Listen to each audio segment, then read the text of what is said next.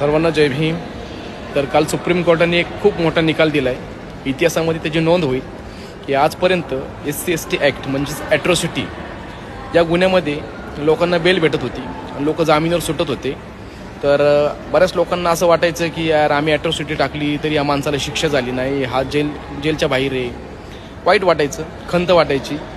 तर गवई साहेबांचे मी आभार व्यक्त करतो की त्यांनी खूप चांगला निकाल देऊन महाराष्ट्रच नाही तर पूर्ण भारतातल्या SC/ST समाजाला आनंदाची बातमी दिली.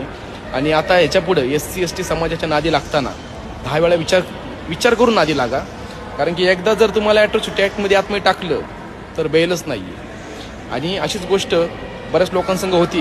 म्हणजे काय होतं माहिती का, समोरच्या माणसाला माहिती आहे की बाबा हा SC समाजाचा आहे, ST समाजाचा आहे, तरीसुद्धा काही लोक मुद्दामून त्याला जाऊन शिव्या देतात, त्याला धमक्या देतात, त्याच्या राहण्यावरनं घाण बोलतात, त्याच्या वागण्यावरनं त्याला शिव्या देतात.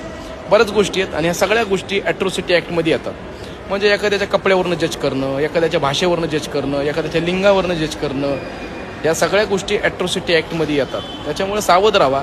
उगाच विनाकारण जर कोणी तुमच्यावर ॲट्रॉसिटी टाकली तर जिंदगीमध्ये बेल भेटणार नाही.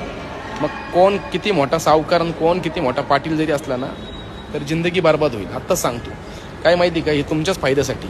काय मला काही फरक नाही पडत तुमच्यावर ॲट्रॉसिटी पडलेली, पण कशाला पडावी ही माझी अपेक्षा आहे. कारण की आत्ता सध्या